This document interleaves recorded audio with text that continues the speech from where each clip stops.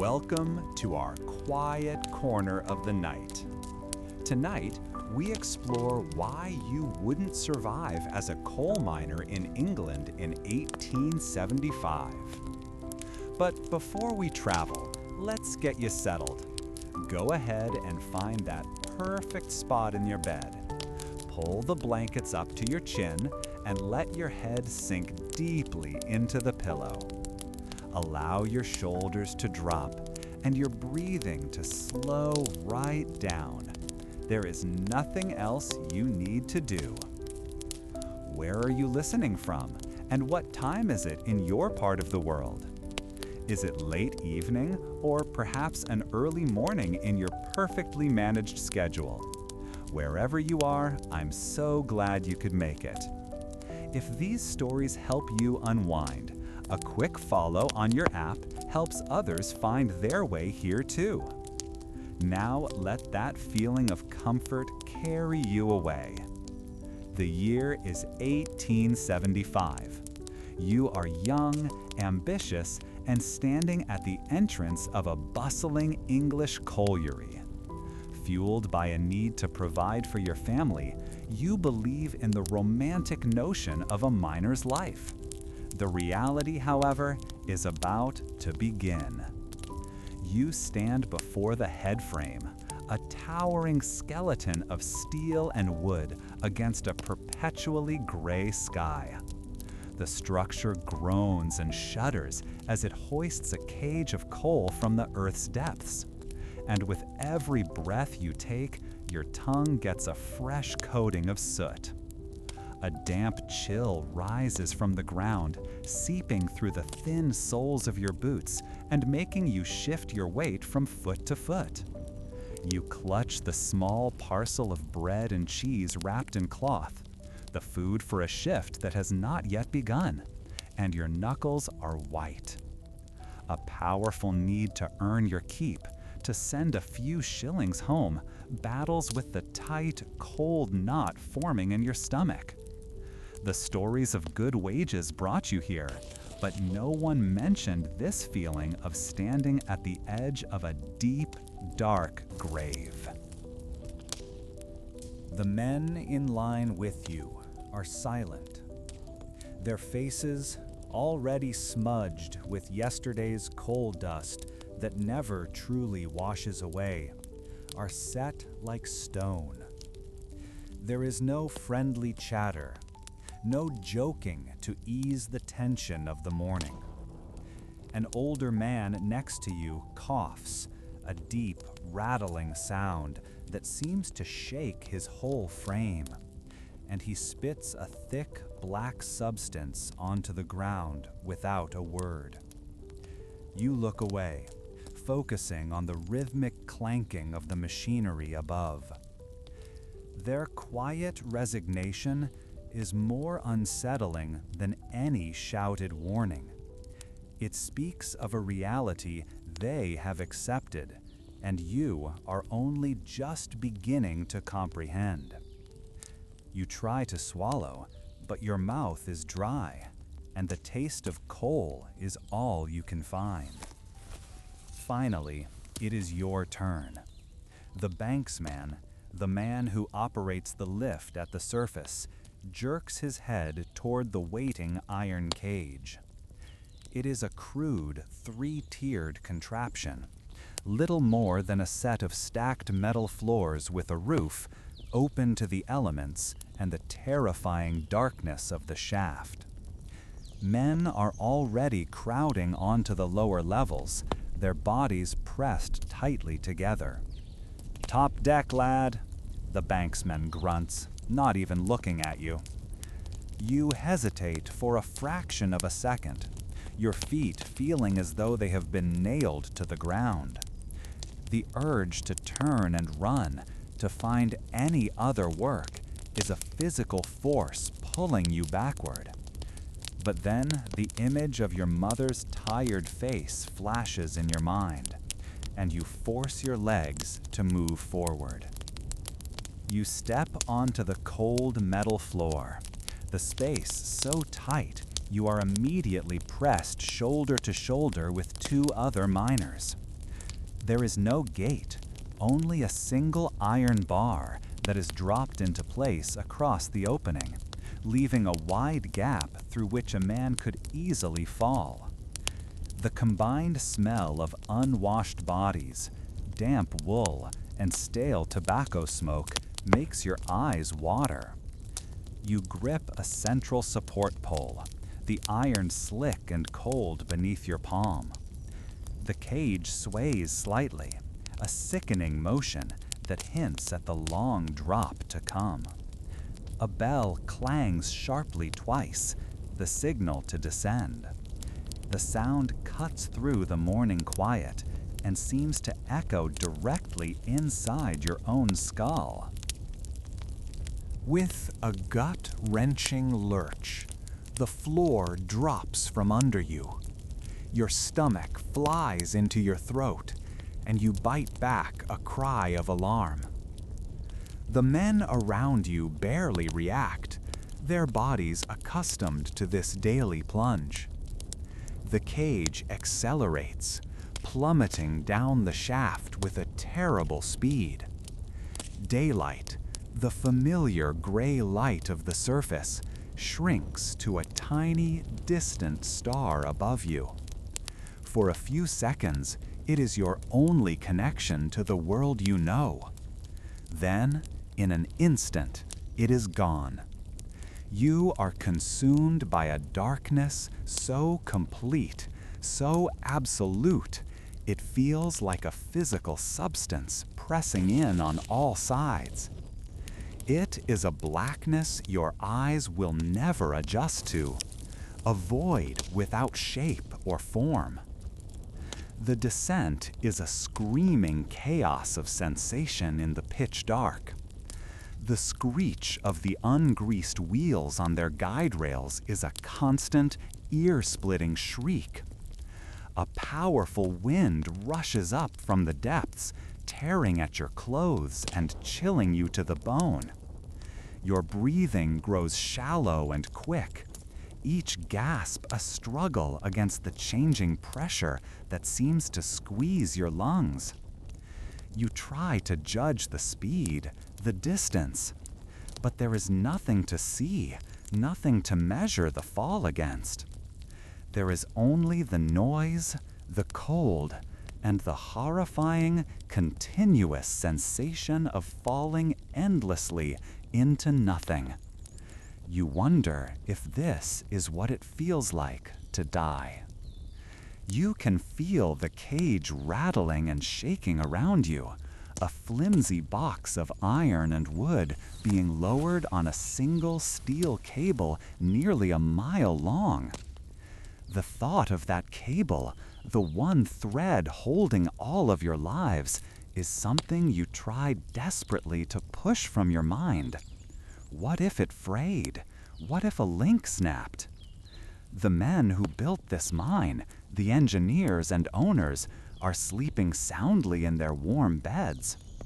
They debated the expense of installing newer, safer winding mechanisms, but historical accounts show that profit often won out over the well-being of men like you. The harsh reality is that your life is worth less than the cost of a stronger rope.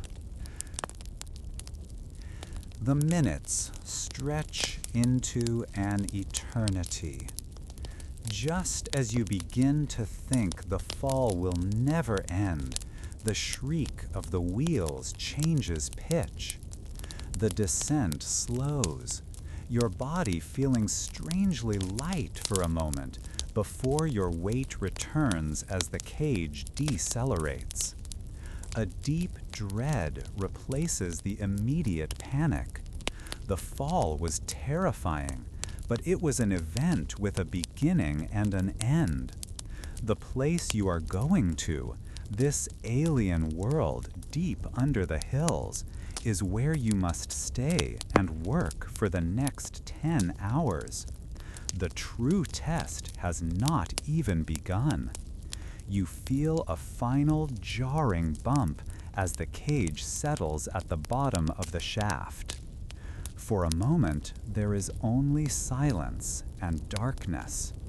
The roar of the descent is gone, replaced by a profound quiet that feels heavy and watchful. Then a light appears. A man outside the cage opens the door of his safety lamp, a small protected flame that casts long, monstrous shadows that dance across the rough-hewn rock walls of the pit bottom. In the flickering gloom, the faces of your fellow miners look like pale, ghostly masks. Someone lifts the iron bar, and you shuffle out of the cage onto a floor of mud and loose rock. The air here is different, cool, damp, and carrying a strange dead smell, like earth that has never seen the sun. The weight of the world above, now thousands of feet of rock and soil, settles upon your shoulders like a physical burden. The jarring halt of the iron cage sends a final shudder through your bones. The gates clang open onto a scene carved from darkness and flickering lamplight. Men spill out into a wide cavern, their faces already smudged with black, their movements efficient and silent. The air down here is different, cold, still, and carrying the scent of damp stone and something sharp like raw metal. That knot of fear from your descent hasn't gone away. It has settled deep in your gut, a cold stone of reality. You followed the line of grim-faced men into the earth, and now you stand at the bottom, the sky nothing more than a distant memory. This is your new world, a place where light is carried, not given. Before you have a moment to adjust, a foreman gestures you over. He doesn't waste words. Your first job is not with a pick, but with a chain. You are to be a hurrier, a human engine for moving coal. Another man hands you a thick leather harness, stiff and smelling of old sweat. You pull it over your shoulders, the rough material already chafing your skin. A heavy iron chain is hooked to a ring at your waist, its other end attached to a low wooden cart called a tub. The foreman points down a tunnel that seems impossibly small, a dark mouth that shrinks the further in you look. Your job, he grunts, is to pull that tub through the tunnels to the coal face, the place where miners are cutting the coal. The weight of the empty tub is a surprise, a dead, dragging resistance that strains the muscles in your back and legs before you've even taken a step. You are forced onto your hands and knees, the only way to fit in the low passage. The floor is not smooth earth, but sharp shale, a type of layered rock whose edges dig into the skin of your palms and the cloth of your trousers. Your world shrinks to the few feet of ground illuminated by the small oil lamp on your cap. You hear the scrape of your own movement, the clinking of the chain, and the distant, muffled thud of pickaxes, a sound that seems to come from the rock itself. Every pull is a fight against the friction of the cart and the ache that is already blooming across your shoulders. After a short distance, you reach a fork. An older, grizzled miner who had been working silently nearby pauses and nods toward the two passages. He speaks for the first time, his voice a low rasp. One way, he explains, is the main haulage road. It's longer, but the roof is a few inches higher, a small mercy for the back and shoulders. The other is a shortcut, a newly opened seam that cuts the distance by half. He doesn't need to say more. You can see it for yourself. The shortcut is a tight black slit in the rock, barely wider than your own body. You look from one tunnel to the other, the chain at your waist a constant, heavy reminder of the work ahead. Your body screams for the longer, easier route. Your knees are already raw, and the thought of crawling through an even tighter space makes your breath catch. A part of you, the part that still remembers open fields and daylight, recoils from the idea of being squeezed by the earth. Yet another feeling wars against this instinct. You are new. Your worth is measured in the amount of coal you can move, and a shortcut means more trips, more tubs filled, a better impression made on your first day. The desire to prove you are not weak, to earn your wage, and show you belong in this brutal world burns hotter than your fear.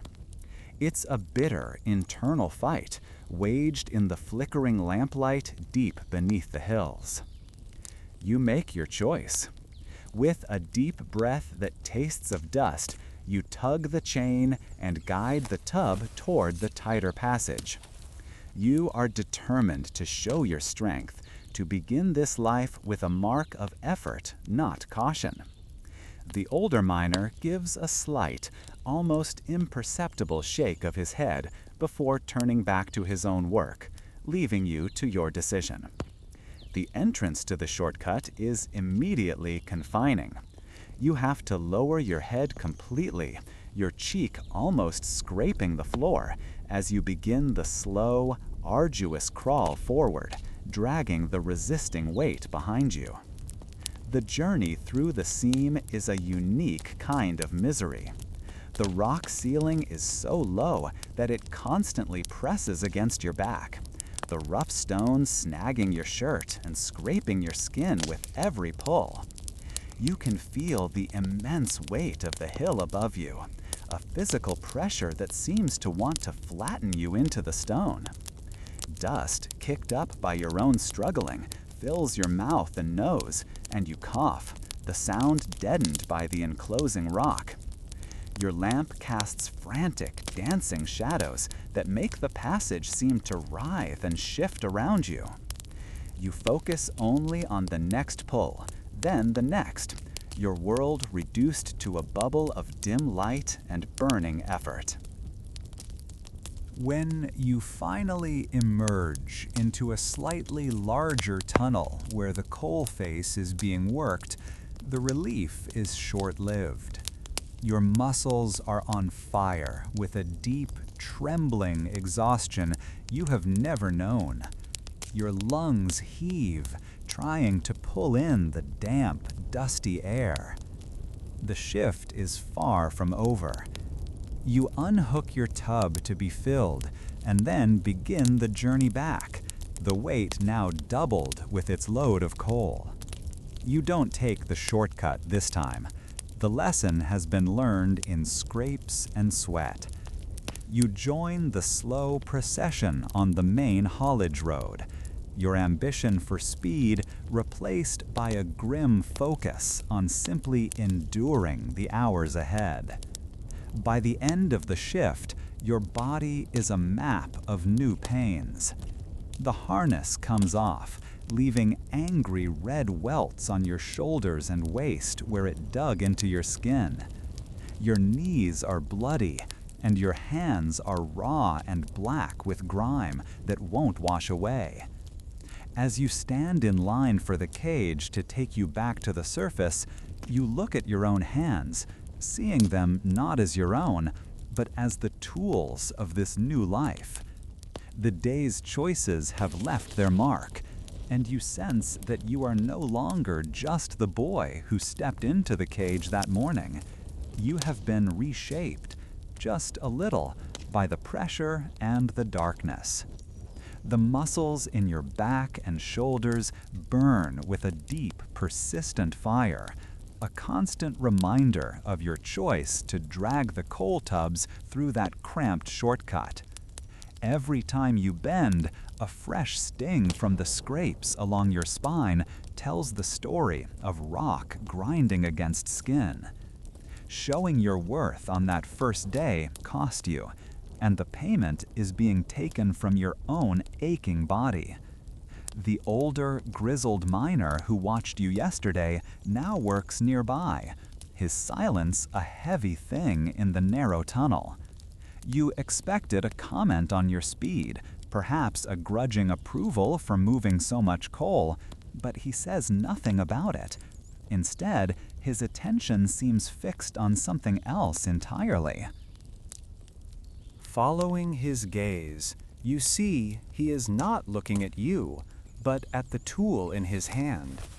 It's a brass lamp, intricately built with a fine wire mesh screen surrounding a small, steady flame inside a glass cylinder. It gives off a weak, yellow glow, much dimmer than the open flame candles some of the boys use. The old man catches you looking and holds it out. The metal is surprisingly heavy in your palm, its warmth a small comfort in the cool, damp passage.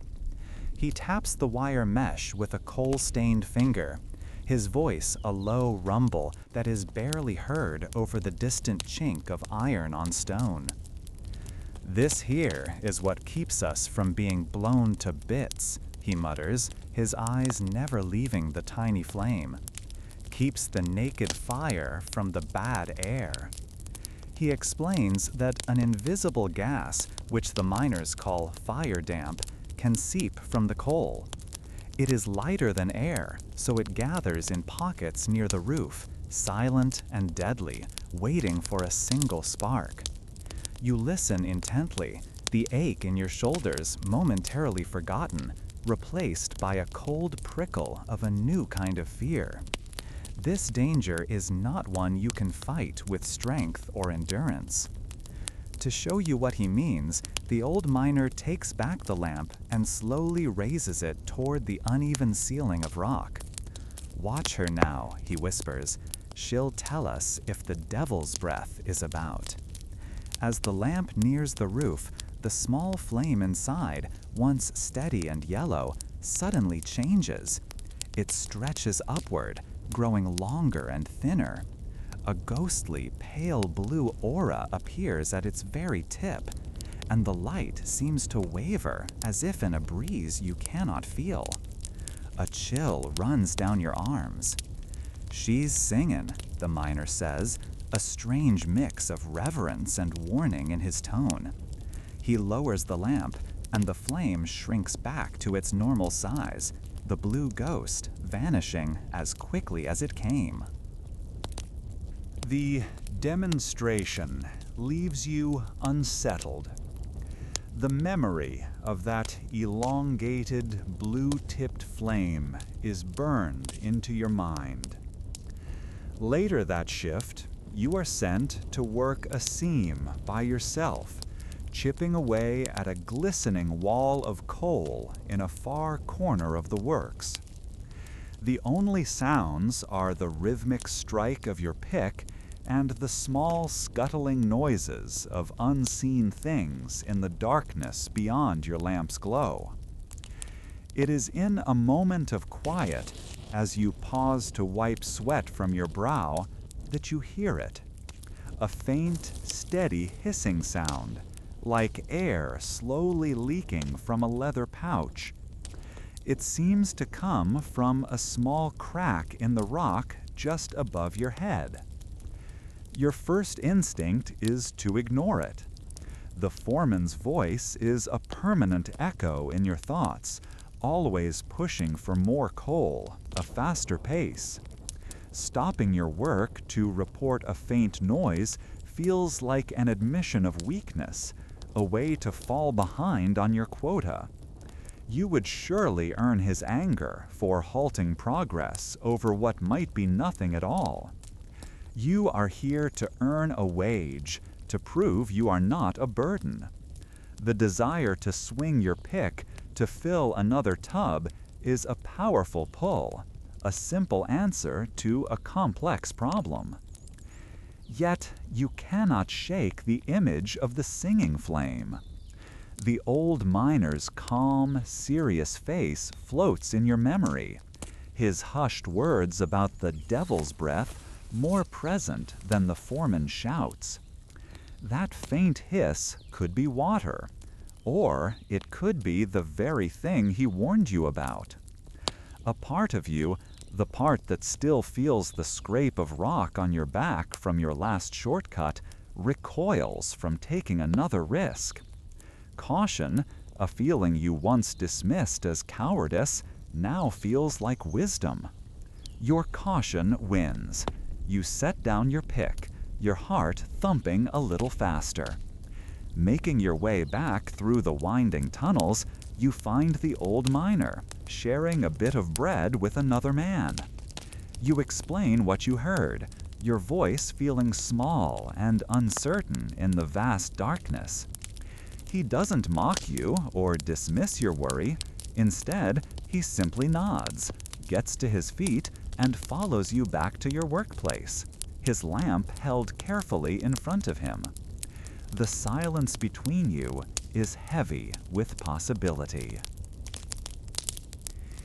He stands where you were working and, just as before, slowly raises his lamp toward the fissure in the rock. You hold your breath, your eyes locked on the tiny flame inside its protective cage. For a second, nothing happens. Then it begins. The flame stretches, its yellow light turning pale and thin. The blue aura ignites at its tip, brighter this time, more insistent. The lamp is not just singing, it feels as if it is screaming a silent warning. The gas is thick here.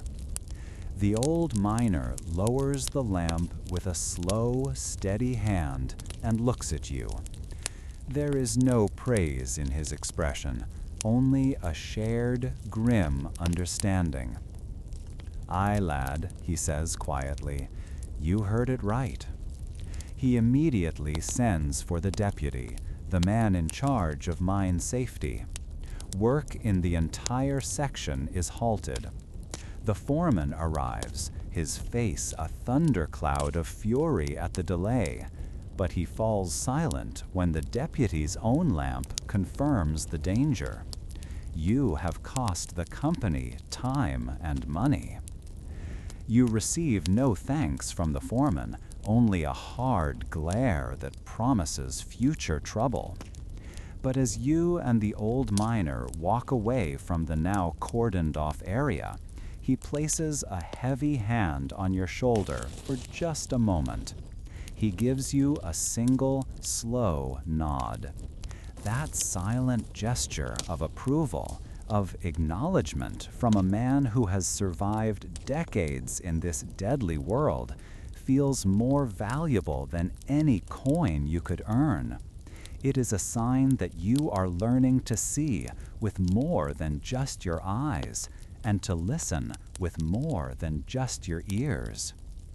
You realize that your choice to take the harder route in your first days, the one born of a desperate need to impress, taught you the price of recklessness in bruised muscles and torn skin. Today, however, you chose a different path. You chose to listen to a quiet warning over the loud demands of production. You chose caution over ambition, and in doing so, you traded a few buckets of coal for the lives of everyone working in that tunnel. This understanding of the mind's subtle language, This lesson of the singing flame has now become a part of your own passage into the deep. You are beginning to learn that survival down here is not just about strength, but about a deep and fearful respect for the quiet things. It is about recognizing that the greatest threats are the ones you can neither see nor touch, the ones that only announce themselves with a soft hiss and a ghostly blue light. Your decision to report the hissing gas has changed how the older miners see you. The silent nod from the man with the brass lamp was a quiet welcome, an acknowledgement that you pay attention to the world below. Because of this, you are finally given a pick and a place at the coal face, the very end of the tunnel where the shimmering black rock is cut from the earth. The handle of the pick is worn smooth by other hands, a piece of wood that has known years of this jarring work. Lifting it is one thing, but swinging it against the hard wall is another entirely. The shock of the impact travels from the iron head, up the wooden handle, and straight into your arms, rattling your teeth and making your shoulders ache with a deep, pulsing burn. This work is a brutal rhythm. You swing, the pick bites into the coal with a sharp crack, and you pry a chunk loose. Then you swing again. The space is tight, and your movements are short and powerful. Sweat stings your eyes far more than the ever-present dust, and your breathing grows ragged with the effort. It feels less like a job and more like a fight against the solid mass of the world. The old miner who showed you the lamp works nearby. He doesn't speak much, but he watches. He sees the way you attack the wall, putting all your strength into every blow. During a brief pause to catch your breath, he gestures for you to stop. He points a coal-blackened finger, not at the coal, but at the wooden props, thick timbers wedged between the floor and the ceiling to hold up the tons of rock above your head. "Don't just look, lad," he says, his voice a low rumble. "Listen." He tells you to listen for the talk of the mine. He explains that the wood groans and creaks under the immense pressure long before it breaks. A sharp crack, a sudden pop, a slow, grinding squeal. These are not random noises. These are warnings. This, he insists, is the mine speaking to those who are wise enough to hear it. You learn that listening for the whispers of the roof is just as important as watching for the singing of the flame. This new awareness changes your work.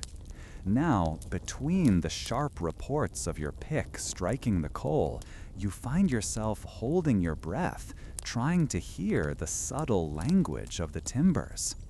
Every small sound makes the muscles in your back tighten. It is a constant, low-level fear that sharpens your senses. A few days into this work, the foreman comes down the tunnel, his face impatient. He looks at the pile of coal you've managed to cut and scowls. He tells you the output is too slow, that the owners are pushing for more. His eyes flick to the support timbers you've been setting. "You're wasting time," he says, his voice sharp and dismissive. "Place them further apart. One prop for every 6 feet, not every 4. We need coal, not a forest." His order hangs in the tight space, feeling as heavy as the rock above. The command goes against everything the old miner just taught you. 6 feet feels dangerously far, a gap in a line of defense that keeps you from being crushed. The foreman's gaze is hard, leaving no room for argument. He is the authority here, the one who signs off on your pay, the one who can have you dismissed without a second thought. A cold knot forms in your stomach. To obey him feels like a betrayal of the survival instinct the mine itself is teaching you. The memory of the singing flame is still fresh in your mind, a silent, invisible threat you chose to heed. That caution, born from the old miner's quiet lesson, prevented disaster. Now, another of his lessons clashes directly with a command.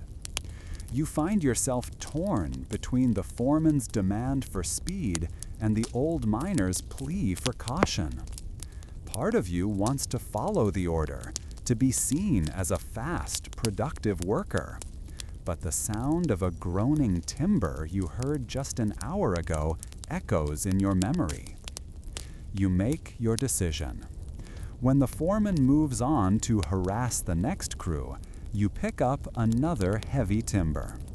With deliberate, measured movements, you wedge it into place, just 4 feet from the last one. You work a little faster to make up for the lost time, the muscles in your arms and back screaming in protest, but you do not follow his dangerous shortcut. The old miner, working a few yards away, catches your eye. He gives no sign, no nod of approval this time. His face remains a mask of grime and exhaustion. But you feel that he has seen your choice. He has seen you listen not to the boss, but to the deep, groaning voice of the earth itself. An hour later, the foreman returns. He sees the closely spaced timbers, and his face darkens with anger. He opens his mouth to shout at you, his words a curse on your slowness and defiance. But his shout is swallowed by a sound that is not a groan or a creak, but a deafening crack, like a giant bone snapping. It comes from just down the tunnel, from the section where the next crew is working, the crew that followed his order. A low rumble follows, and the ground beneath your feet shudders. Dust billows out from the darkness in a choking cloud, and you hear a single, terrified cry cut short. The foreman freezes, his face pale beneath the coal dust. He stares into the thick haze where the other miners were. The talk of the mine has ended in a roar. The section of roof, no longer supported properly, has given way. Your defiance, your choice to trust a hard-won lesson over a reckless command, has cost you the foreman's favor. He will never trust you, and your work will be harder for it. But as you stand there, your heart pounding against your ribs, you know with absolute certainty that it has saved your life. The anger and shouting that follow are a blur. Rescue efforts begin, and the work halts. But in the quiet moments that follow, the weight of what happened settles on you. You look at the sturdy timbers you placed, standing firm and solid above your head. They are more than just wood. They are a statement of your choice. You chose the slow, careful path you were taught, the path of listening. The foreman saw only wasted time and timber. You saw a shield against the crushing weight of the world. Other miners pass you in the tunnel, their faces grim. No one speaks of the collapse, but their eyes linger for a second on your closely spaced props.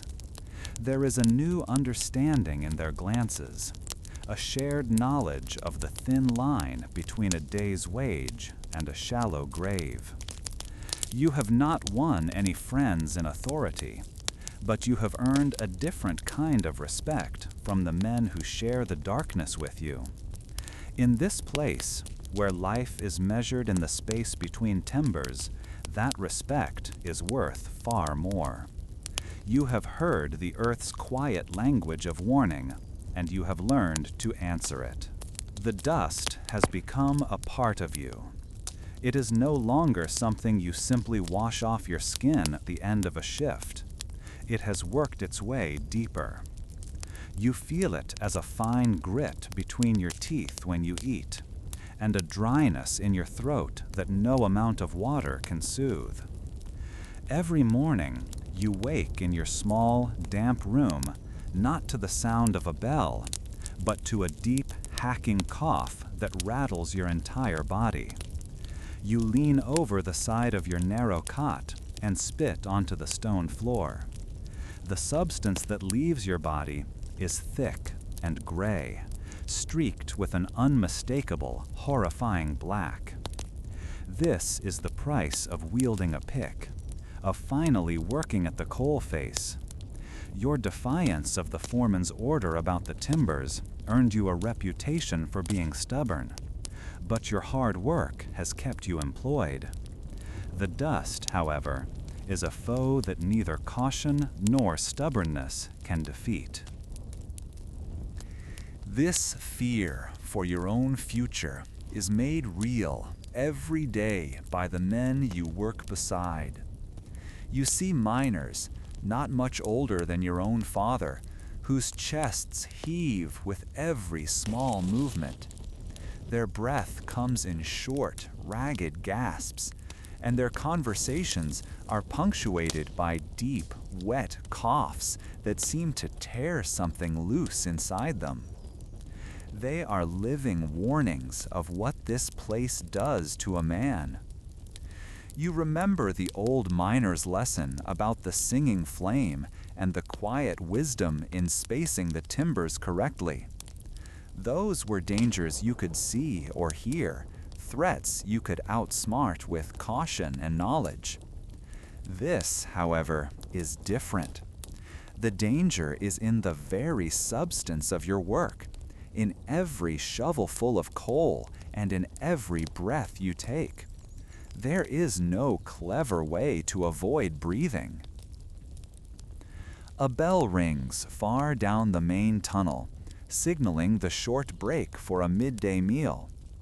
You and the others in your crew find a small alcove, a space where the roof is high enough to sit upright and extinguish your lamps to save oil.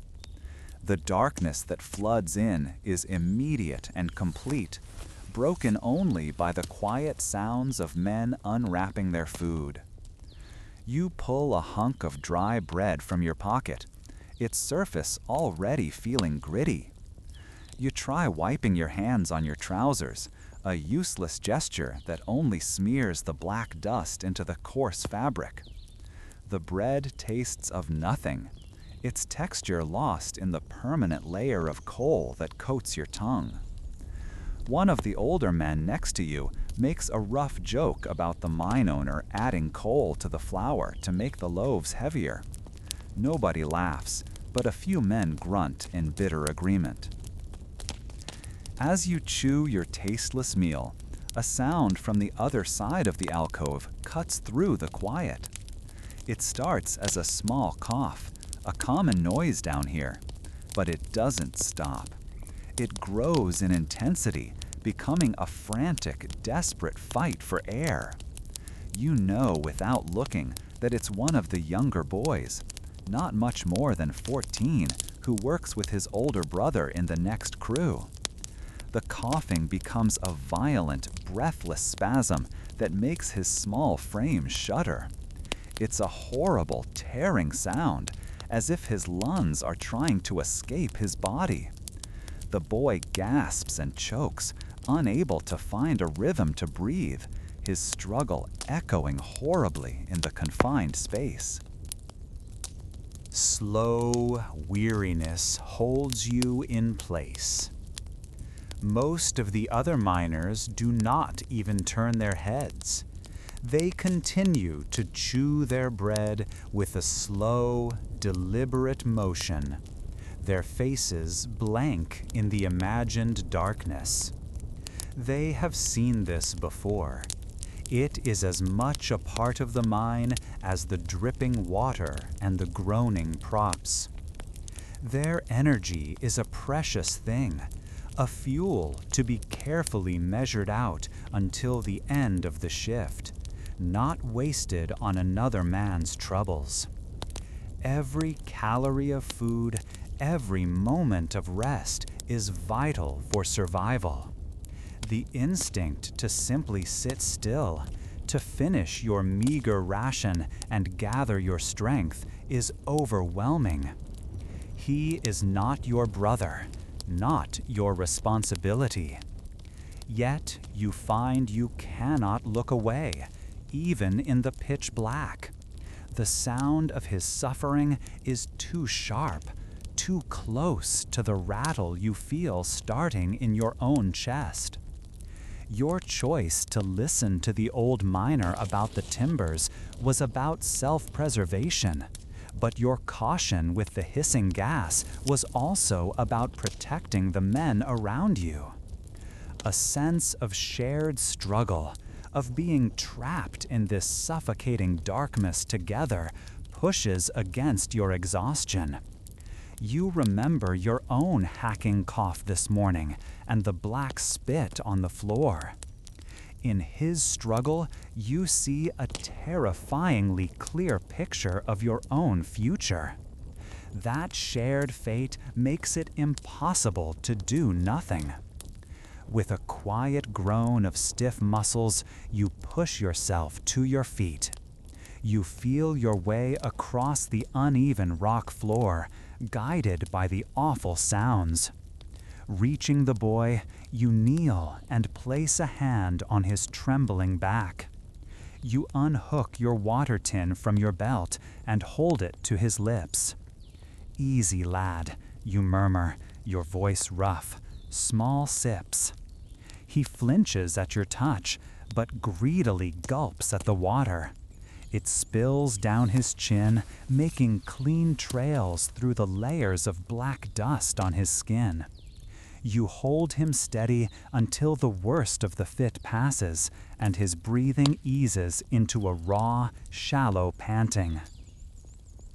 The boy's older brother, who had been frozen in panicked uncertainty, finally moves to help, taking the water tin from you. He says nothing, but in the moment before you turn away, he meets your gaze and gives a short, sharp nod. It is a look of immense, unspoken gratitude. You have given away your water and sacrificed a precious few minutes of rest.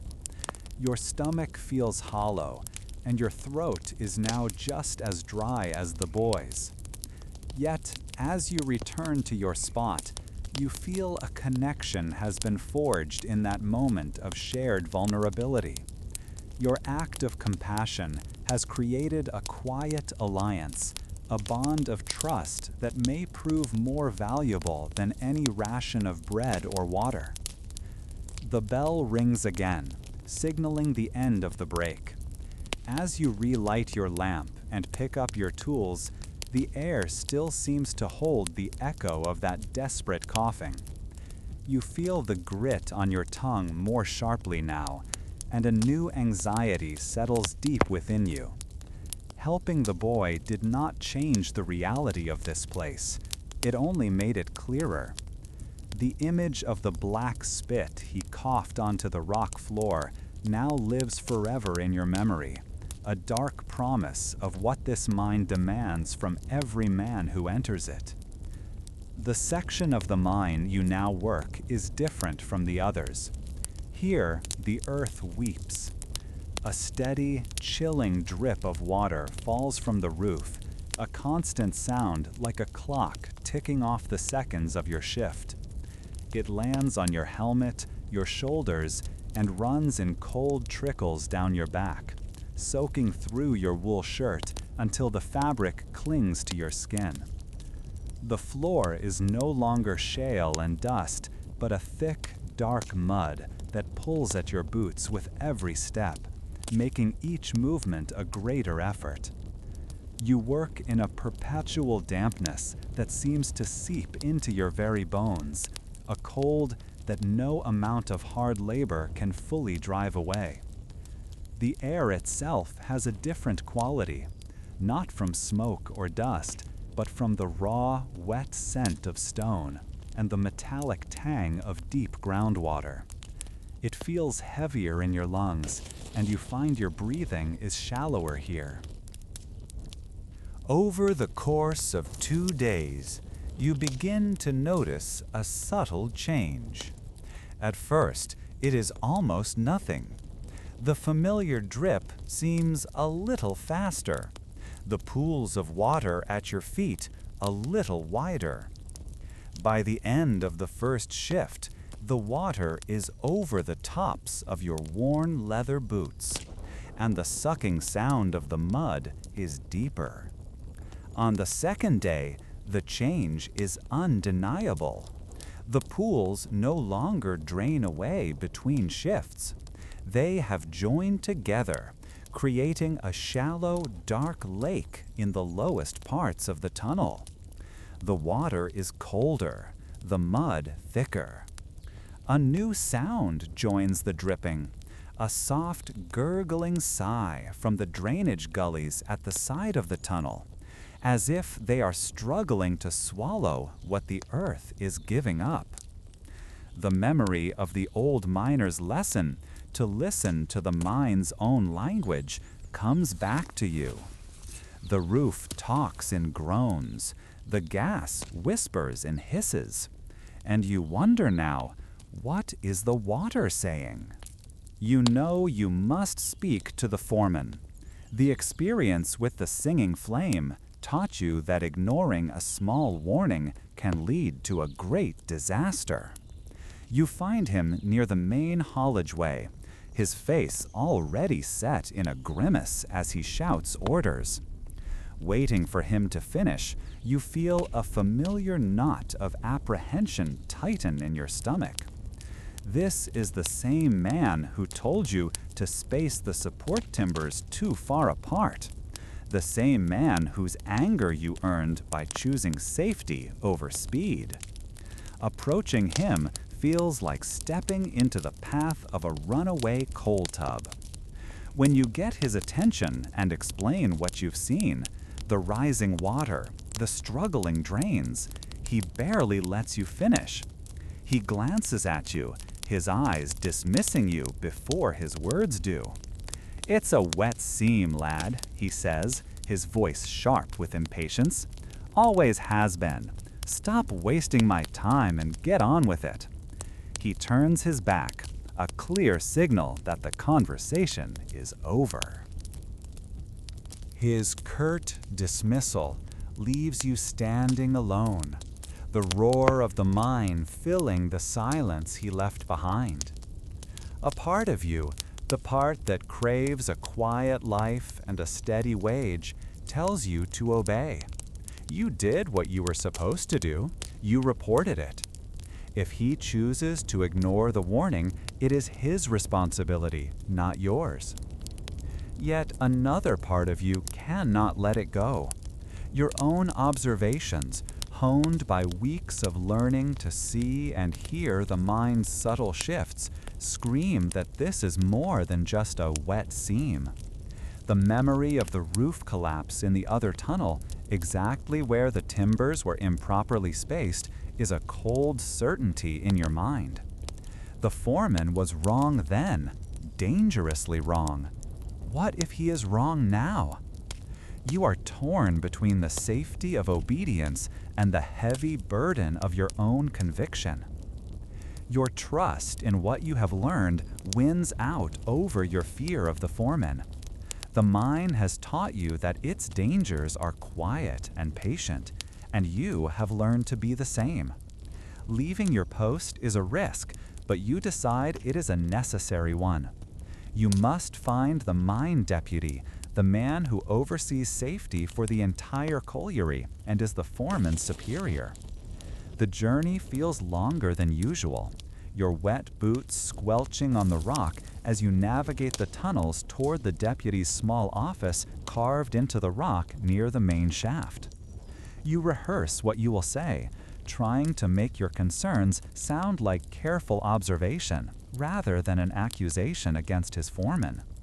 Reaching the office, you find the deputy reviewing charts under the light of a bright lamp.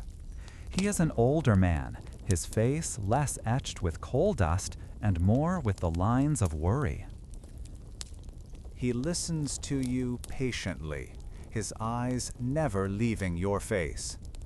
You describe the slow but steady rise of the water, the change in the sound from the drains, the way the mud has deepened over just 2 shifts.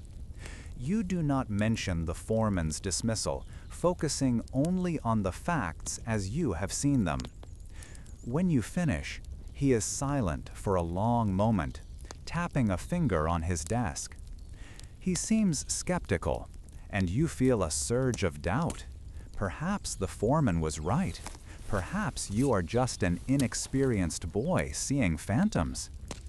But then he looks past you, into the dark tunnel, as if listening for something himself.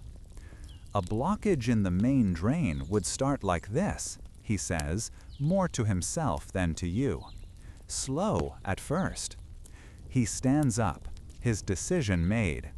All right, lad, show me. Together, you travel not back to your section, but deeper into the mine, toward the main pumping station. This is a place you have never been, a large cavern filled with the deafening clang and hiss of a great steam-powered pump.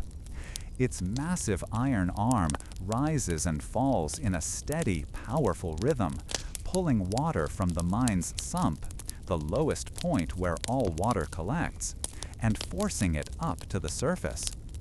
The deputy walks straight to the sump pit, holding his lamp over the edge. In the flickering light, you see it immediately. The water level is far too high, churning just a few feet below the cavern floor. The pump is working hard, but it is losing the battle. The deputy shouts over the noise of the engine, pointing to a large grate that filters water coming into the sump. It is choked with debris, rock, splintered wood, and thick slurry. The deputy moves with a sudden urgency, calling over 2 engineers who work at the pump station. He explains the situation, and they immediately begin the hard, dirty work of clearing the blockage. The deputy turns to you, his expression serious. It was slowly failing, he yells over the clang of the pump. The pressure was backing up the water into the lower seams. Yours was the first to show it. In a few more days, this entire level would have been flooded. He puts a heavy hand on your shoulder. You have made an enemy of your foreman, that much is certain. His glare will be colder, his orders sharper. But as you stand there in the pulsing heart of the mine, you feel the rightness of your choice, not as a victory, but as a heavy truth.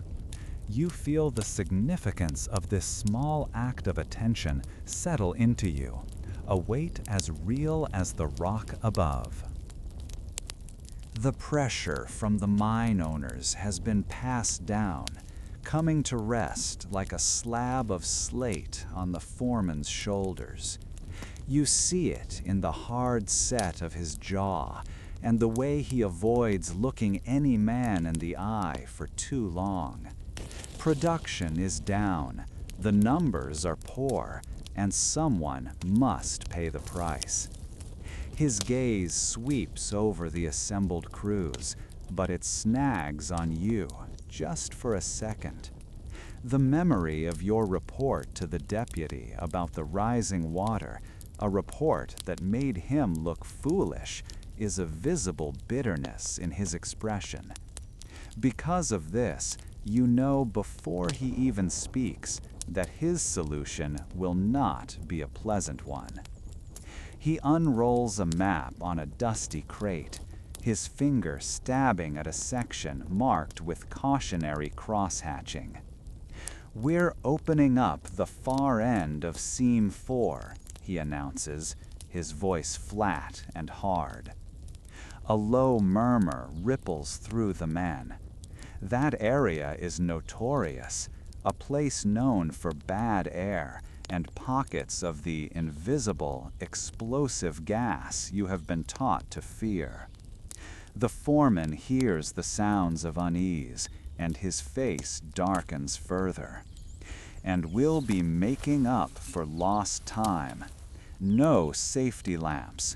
They're too dim, and you lot are too slow with them." He kicks a wooden box forward.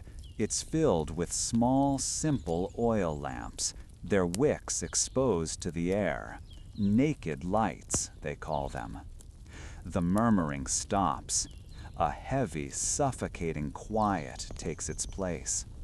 This is not a subtle warning, like the talk of the timbers or a gentle hiss of gas. This is a direct command to walk into a powder keg with a lit match. You look at the lamps. Their simple design, a mockery of the brass safety lamp you've come to trust. A wave of cold washes through you, a deep, primal fear that has nothing to do with the chill of the mine. To refuse is unthinkable. It means instant dismissal, your name added to a list that will ensure no other colliery in the county will hire you. It means the end of the meager wage that keeps a roof over your family's head and bread on their table. This is the choice then. A gamble with fire in the dark, or the certainty of starvation in the light. Your gaze flicks to the old miner. His face is a stony mask, his eyes fixed on the floor. He has a family too. So does the man next to him, and the one next to him. You are all trapped by the same invisible chains. The need to provide, to be a man who feeds his own, is a physical weight pressing you down, stronger even than the tons of rock above. A part of you screams to run, to choose life over this madness.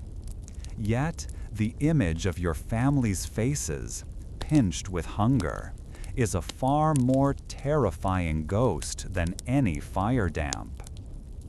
With a hand that feels disconnected from your body, you reach forward and take one of the open flame lamps. It feels flimsy and wrong in your palm, its unprotected flame a symbol of pure recklessness. You hear other hands following suit, the small clinks of metal on wood, sounding like funeral bells in the tense silence.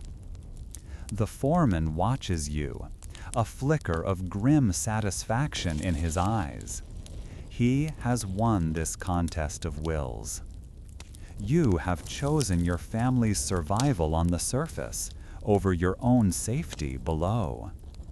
A silent prayer forms in your mind, a desperate plea for a luck you do not believe you possess. Working in that section of the mine is a new kind of terror. The light from the open flame is different from the caged glow of the safety lamp. It is brighter, more alive, but it throws wild, dancing shadows that seem to leap and twist with a life of their own. Every corner seems to hide a lurking threat. The darkness just beyond the reach of your flame feels deeper, more menacing than ever before. You move with a deliberate slowness that has nothing to do with tiredness and everything to do with fear. Your muscles are coiled tight. your whole body waiting for an impact that may never come, or may come at any second. Working in that section of the mine is a new kind of terror. The light from the open flame is different from the caged glow of the safety lamp. It is brighter, more alive, but it throws wild, dancing shadows that seem to leap and twist with a life of their own. Every corner seems to hide a lurking threat. The darkness just beyond the reach of your flame feels deeper, more menacing than ever before. You move with a deliberate slowness that has nothing to do with tiredness and everything to do with fear. Your muscles are coiled tight, your whole body waiting for an impact that may never come, or may come at any second. The simple act of swinging your pick becomes a calculated risk. You find yourself striking the coal face with less force, terrified that a stray spark from hitting a pocket of hard rock, what miners call iron pyrite or fool's gold, could be the end of everything. A small cascade of pebbles from the roof above makes you freeze, your heart hammering against your ribs. The sound echoes, unnaturally loud in the strained quiet of the tunnel. You hold your breath, listening, waiting. The air itself feels like an enemy, a silent, invisible poison waiting for a chance to ignite. During a brief pause to rest, an older miner beside you wipes his brow and mutters, "Well, at least we'll have a bright send-off." It is a terrible joke, born of complete hopelessness, but a few men let out a choked, humorless laugh. It is the only sound that breaks the tension for a moment. You just nod, the metallic taste of fear coating your tongue, too strong to allow for any reply. You watch your own small flame, its flicker a fragile pulse in the immense, waiting blackness. Every draft of air that makes it dance sends a fresh wave of dread through your gut. The foreman appears from the shadows, making his rounds. He doesn't need to say a word. His presence is enough to make the men work faster, the rhythm of the picks growing more frantic. He stops and watches you for a long moment, his face unreadable in the flickering lamplight. You feel his gaze like a physical touch, a reminder of who holds the power here. He is daring you to complain, to show weakness, to give him the reason he needs. You simply meet his eyes for a second before turning back to the coal face, swinging your pick with a steady, measured rhythm you do not feel. The shift feels endless, each minute stretching into an hour. The constant, heightened state of alert wears you down more than the physical labor ever could. Your back aches, your arms burn, but it is the exhaustion of the mind that truly settles into your bones. You are living on a knife's edge, where the very air you breathe could become fire. You begin to understand the hollowed-out look you've seen in the eyes of the oldest miners.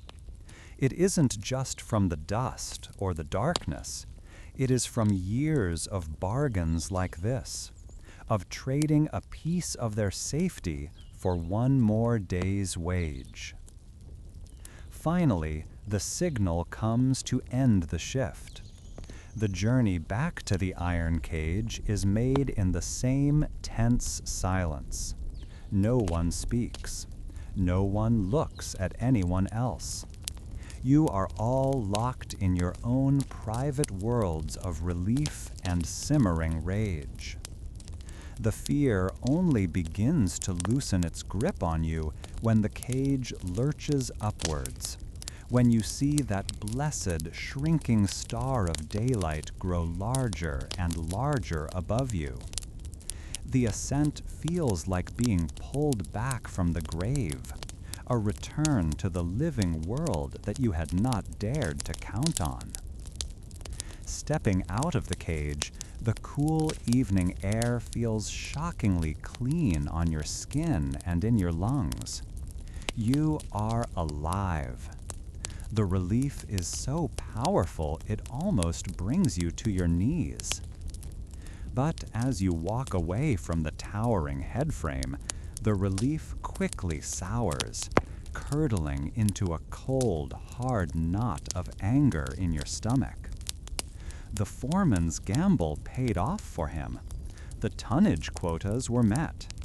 But you and the others were the chips on the table, and you all know how close you came to being swept away. You look at your hands, coated in black dust, but steady now. You see the faces of the other men, grim and streaked with coal, their eyes holding a new shared understanding. A line has been crossed. Fear has been pushed aside by something harder, something more dangerous to the men in charge. Your forced obedience in the face of death has now bound you to a silent pact forged in anger and desperation. The shift is over, but the mine does not leave you. Back in the weak light of the surface, your hands still tremble with a memory of fear that has nothing to do with the day's labor. Every muscle in your body aches with a deep exhaustion, yet your mind refuses to rest.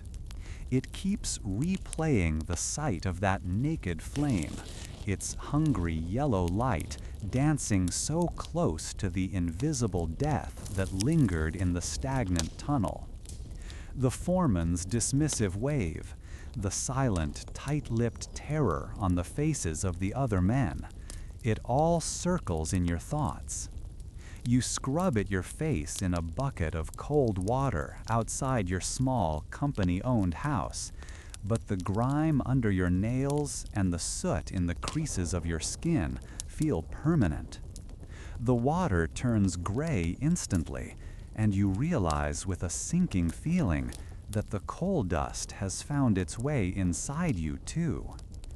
As evening settles, it brings no comfort, only a different kind of gloom. A thin, damp chill works its way through your worn jacket. Smoke from 100 identical chimneys rises to meet the low, bruised-looking clouds, and the whole world seems painted in shades of gray and black. Through the thin walls of the row houses, you can hear the muffled sounds of life. A baby crying, the weary tones of a couple arguing, the clatter of a pot. These are the sounds of people trying to forget the darkness they just left, and the darkness they must return to in the morning. A profound sense of being trapped settles over you, a feeling heavier than any rock roof. This life, you understand, is a different kind of tunnel, one with no clear end. It is in this oppressive quiet that a figure separates from the deeper shadows of the narrow alley running behind the houses. You tense up, your instincts honed by the mine's sudden dangers. But as the man draws closer, you recognize him. It is the older brother of the young boy you helped weeks ago, the one who collapsed in a fit of coughing. He moves with a purpose that makes you cautious, his eyes constantly scanning the lane. He stops a few feet away, his face half hidden in the gloom, and the smell of sweat and coal is a familiar scent between you. He says nothing at first, simply watching you, and in his silence, you feel a shared understanding of the day's terror. He finally speaks, his voice a low rumble, barely louder than the wind whistling around the corner of the brick building.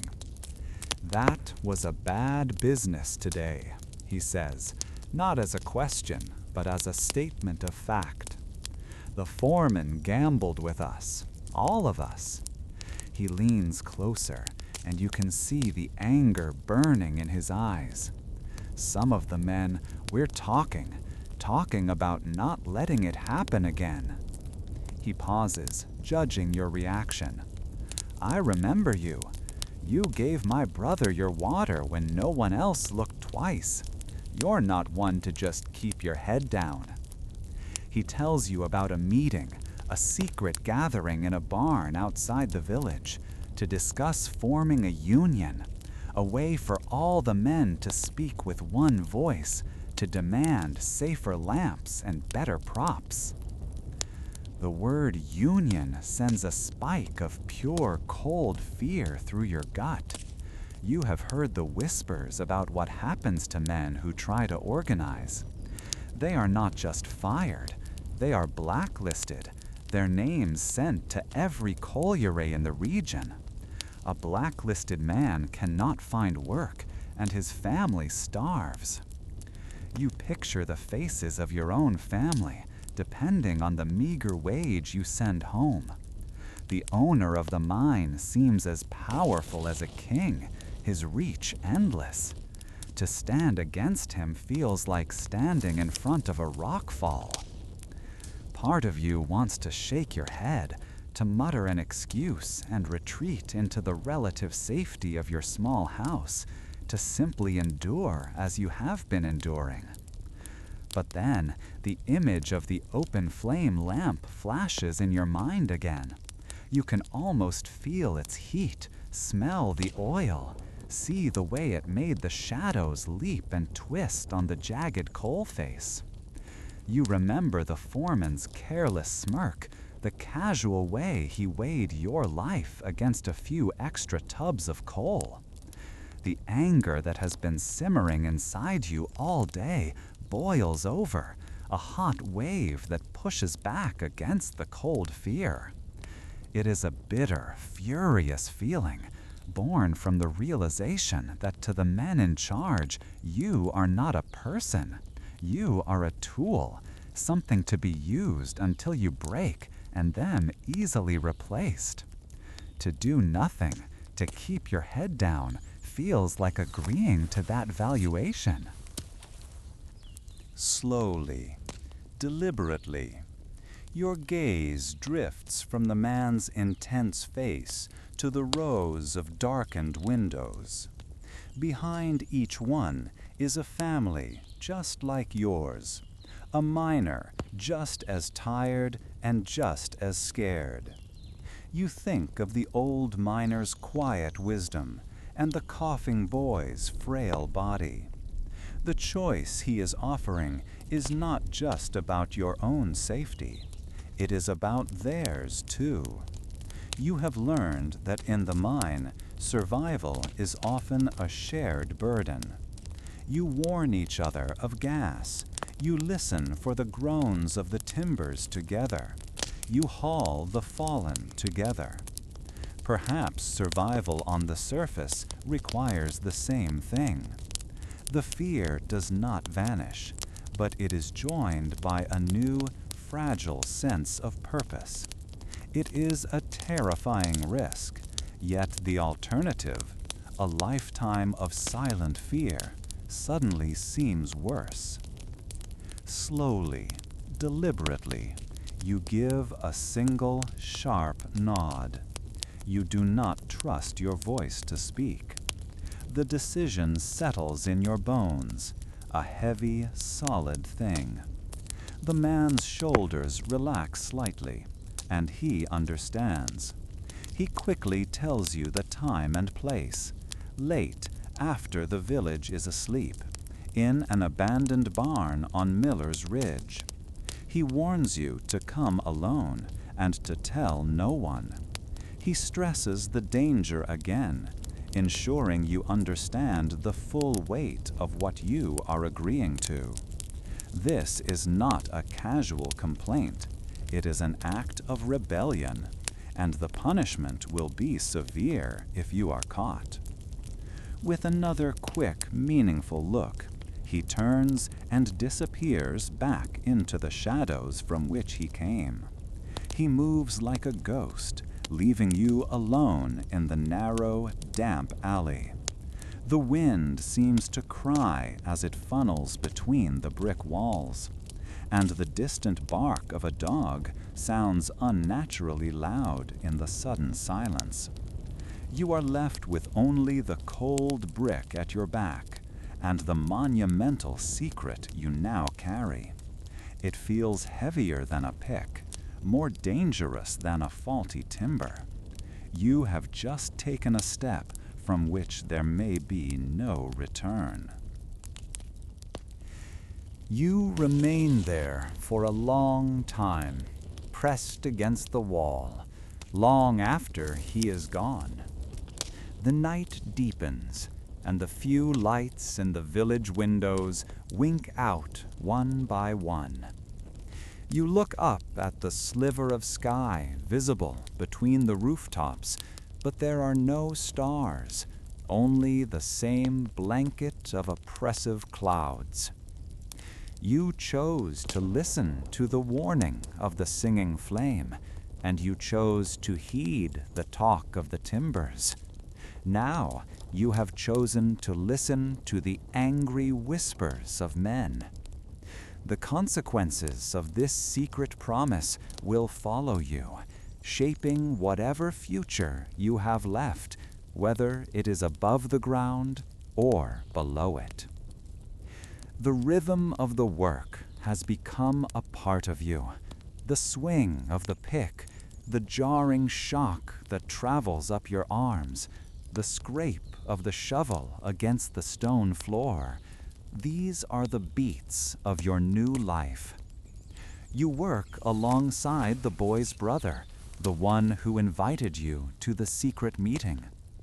A silent understanding passes between you with every shared glance, a bond forged in the foreman's recklessness and strengthened by the hushed promises of a union. Your muscles, once screaming in protest, now move with a hard-won endurance. Deep in this section of the mine, the air is still and carries the familiar sense of damp coal and human sweat. It starts not as a sound, but as a faint tremor through the handle of your pick. You pause, thinking it is just a shift in your tired grip, but then you feel it again, a low vibration that comes up from the soles of your worn boots. The other men stop their work, their heads tilted as if listening for a distant storm. A few small pebbles skitter down from the roof, clicking against the rock. The old miner, working a few feet away, looks up, his eyes narrowing in the dim lamplight. Nothing more happens for a moment, and a man near you lets out a nervous laugh, muttering about rats in the walls. Then the vibration returns, stronger this time, a deep hum that you feel in your teeth and in the center of your chest. This is not the familiar shudder of a distant blasting charge. It is a continuous, growing rumble, as if the whole world above is groaning under some impossible strain. The canary in its small wooden cage, kept to detect bad air, begins to flutter in a panic, its frantic chirps lost in the rising noise. The low hum becomes a grinding roar, the sound of mountains moving against each other. It comes from everywhere at once, a sound so immense it seems to swallow all thought. Panic grips you, cold and sharp. The ground beneath you begins to shake violently, making it hard to stand. You see the wooden props, the timbers you so carefully placed, begin to bow inwards, groaning under a pressure they were never meant to hold. One snaps with a crack like a gunshot, then another. The roar becomes deafening as a section of the roof far down the tunnel gives way. A massive gust of wind, a solid wall of displaced air and dust, blasts towards you, and your lamp, along with every other light in the tunnel, is instantly extinguished. Darkness, absolute and complete.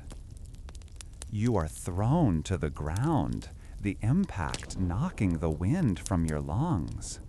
The roaring continues for a few more seconds, a chaotic thunder of falling rock, and then it stops. The silence that follows is more terrifying than the noise. It is a dead, pressing quiet, broken only by the ringing in your ears and the frantic, shallow gasps of your own breathing. Dust and grit rain down, coating your tongue and making you cough. Your eyes are wide open, but they see nothing. It is a blackness so total, it feels like a physical weight against your face. For a long moment, you cannot move, pinned down by sheer terror. Your mind struggles to understand what has just happened. The image of the snapping timbers is burned into your thoughts. The urge to scream, to scramble blindly in any direction, is a wild animal clawing at the inside of your chest. You force it down, drawing on the discipline you've learned in this unforgiving place. The memory of working under that open flame, of forcing yourself to stay calm when every instinct screamed of danger, serves you now. You take a breath, and it is a painful, choking mouthful of dust. Slowly, carefully, you push yourself up to your hands and knees. The floor is littered with new, sharp-edged rocks. You feel a wetness on your cheek and realize you are bleeding from a small cut. "Hello?" you call out, your voice a dry croak that sounds shockingly small in the immense dark. A fit of coughing answers you from nearby. Then a man moans, a sound of pure pain. A voice you recognize as the old miner's cuts through the blackness, steady and calm. Stay put, sound off if you can. One by one, voices answer his call. You hear the boy's brother, his voice shaky but whole. There are 7 of you in this section, all accounted for. A collective sigh of relief seems to pass through the darkness, a fragile moment of hope. The air is getting harder to breathe, each inhale bringing more fine dust into your lungs, making your chest burn. The profound silence of the earth returns, and you realize you can no longer hear the sounds of work from any other part of the mine. There are no distant picks, no rumbling tubs, nothing. Guided by the old miner's instructions, you all begin to crawl towards where the main tunnel should be. Your hands, raw and scraped, become your eyes, feeling out the path over fallen rock and splintered wood. You reach what should be the entrance to your passage, and your searching hands find only a solid, unmoving wall of rubble. It is a jumble of rock and shattered timbers, packed so tightly you cannot find a single gap. The truth settles upon you, cold and heavy as the stone itself. The tunnel is gone. The way out is buried. A young miner nearby begins to sob, a raw, hopeless sound that echoes in the confined space. The old miner speaks again, his voice still level, without a trace of panic. Save your breath, lad. Panicking is a luxury we don't have. His calm authority, the same that warned you about the singing flame and the talking timbers, anchors you. The fear is still there, a cold knot in your stomach, but it is no longer in control. The shared experience of the secret meeting, the idea of standing together, shifts from a plan for the future into a necessity for this very moment. You are trapped, but you are not alone. The weight of the situation presses down. You are under hundreds of feet of rock. No one on the surface knows exactly where you are, or even if you are alive. The air is finite.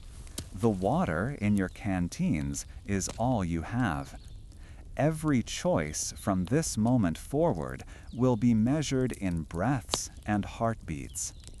You think of the money you are sending home, the reason you took this plunge into the earth, and a fierce, desperate will to survive takes root in the terror. You find yourself next to the boy's brother, your shoulders touching in the dark. Neither of you speaks, but the contact is grounding. It is a silent promise, a recognition that you will face this together. The darkness is no longer just an absence of light. It is your entire world, a world of sound, touch, and the taste of coal dust. A world where survival depends not on strength, but on the calm, careful decisions you make in the next few hours. The immediate chaos has passed, replaced by a grim and terrifying reality. The sheer mass of the earth above you is no longer an abstract fact. It is a physical presence you can feel in your bones. The mine, which has been your cruel provider, has now become your tomb. You have borne witness to the earth's raw power, a force that does not care about quotas or foremen or the lives of the men who burrow within it. The roar fades, replaced by a silence so complete it presses against your eardrums.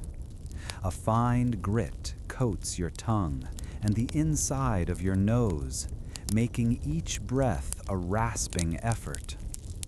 Darkness is no longer just the absence of light. It is a solid thing, a heavy blanket you can feel on your skin. You lift a hand in front of your face and feel nothing but the movement of air. Panic, cold and sharp, tries to claw its way up your throat, but the discipline learned down here pushes it back. You are alive. That is the first thought. The second is, for how long? From the blackness comes a cough, then a low groan. "Anyone?" a voice whispers, hoarse with dust. You recognize it as one of the younger lads. You force your own voice out, surprised at how it cracks. I'm here." One by one, others call out, their voices small in the vast tomb-light quiet. The old miner's voice cuts through the fear, calm and steady as ever. "Sound off. Let's know who we have." The count is small, your crew shaken, but miraculously seems to be whole and without grave injury. A collective, shuddering breath of relief passes through the small group, a fragile sound in the oppressive stillness. Together, you feel your way toward where the main tunnel should be. Your hands meet a solid wall of rock and shattered timbers, the splinters sharp against your fingertips. There is no gap, no hint of a passage. The reality of your situation settles in your stomach like a cold stone. You are sealed in. A few of the men begin to strike the rock wall with their hands, their frantic thuds echoing uselessly. Their breathing grows ragged with desperation. It is the old miner who stops them, placing a hand on a shoulder. "Save your strength, lads. That way is closed to us." His words hang in the dusty void. Instead of panic, however, his calm seems to focus the group. He speaks again, his voice a low rumble. There are two ways from this section, if memory serves. Neither is good. He describes a narrow ventilation shaft, a chimney of rock that goes straight up.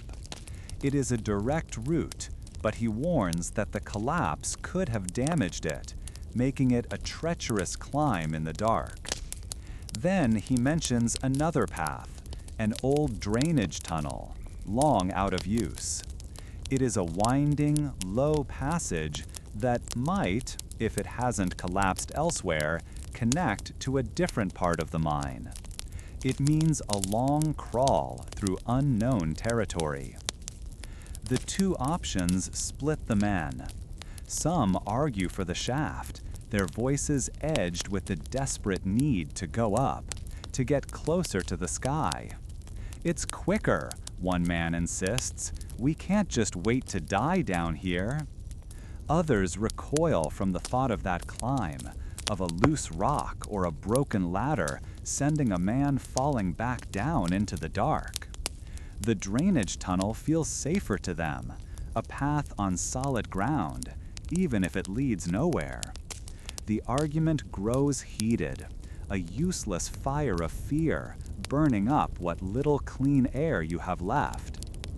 As the debate intensifies, you feel the men turning toward you. Their arguments quiet down, and in the silence, you can almost feel their eyes on you in the dark. They are waiting for you to speak. The memory of your warnings about the gas, your quiet defiance in placing the timbers correctly, your persistence about the rising water. These small acts of caution have built a foundation of trust you never asked for. Now, the weight of that trust settles upon your shoulders. Their lives are tangled up with whatever words you choose to say next. You find yourself torn. Part of you craves the directness of the ventilation shaft, a straight-line gamble to escape this crushing blackness. It feels like a choice for hope. Yet, the drainage tunnel, with all its uncertainty, feels like a choice for survival. You think back to your first day, crawling as a hurrier. You remember choosing the tighter, shorter passage to prove your worth, and the agony of the rock scraping your back. You learned then that the quickest way is often the most painful. You are no longer that boy, eager to impress. The mine has taught you a different kind of wisdom, a caution born from listening to its subtle warnings. You clear your throat, and the sound is loud in the confined space. The shaft is a climb for one man at a time, you say. If it's unstable, we lose the first man who tries. If one falls, he could take the next with him. We would be separated, yelling to each other in the dark. You pause, letting the image settle. The drainage tunnel, it's a long chance. It might be a dead end, but we go through it together. We move as one. We don't leave anyone behind. Your argument, focusing on staying together rather than on individual escape, seems to drain the panic from the air. There is a long silence, broken only by the faint, rhythmic drip of water somewhere nearby. It is the sound of time passing, of a choice being made. Then you hear the old miner's voice, a murmur of assent from right beside you. The lad's right. Together, it's the only way. That is all it takes. The argument is over. A quiet consensus forms around your decision, a shared resolve that feels more solid than the rock surrounding you. The decision made, a new sense of purpose moves through the group. The men begin to feel their way along the wall, searching for the low opening the old miner described. Your hands, raw and scraped, move across the cold, damp rock, tracing fractures and seams.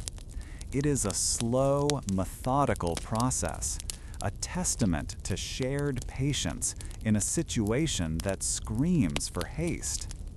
There is no more talk of gambles or quick escapes, only the quiet sounds of a handful of men working as a single entity in the dark. Finally, a younger man calls out, "Here, I think I found it." You all converge on his position, feeling the rough-hewn arch of a low opening, barely tall enough to crawl through. A faint draft, smelling of stale water and deep earth, flows from the hole, a promise of a path forward. The air in your pocket of the mine feels used up, and the thought of moving into a new space offers a sliver of hope. This is your path, the one you chose for them, for all of you. You are the first to get on your hands and knees. The shale is sharp beneath your palms as you peer into a darkness that is somehow even deeper than the one you are in. You take a breath, the grit still scraping your throat, and begin to crawl forward. The others follow close behind, their shuffling movements and labored breathing the only proof you are not alone. You cannot see their faces, but you can feel their trust pushing you onward from behind. You carry the weight of this choice in every muscle as you push forward into the unknown passage, leaving the site of the collapse behind you. The decision to take the longer passage feels heavier with every yard you gain. The air is still and silent, a stark contrast to the working sections of the mine where the sounds of picks and shovels are a constant companion. Here, the only noises are the scuff of your own boots on loose rock and the ragged pattern of your breathing. The crawl is exhausting, a slow grind of muscle and bone against the unyielding earth. Your choice for this route, born from a hard-learned caution, now feels like a sentence to an endless shuffling journey in the dark.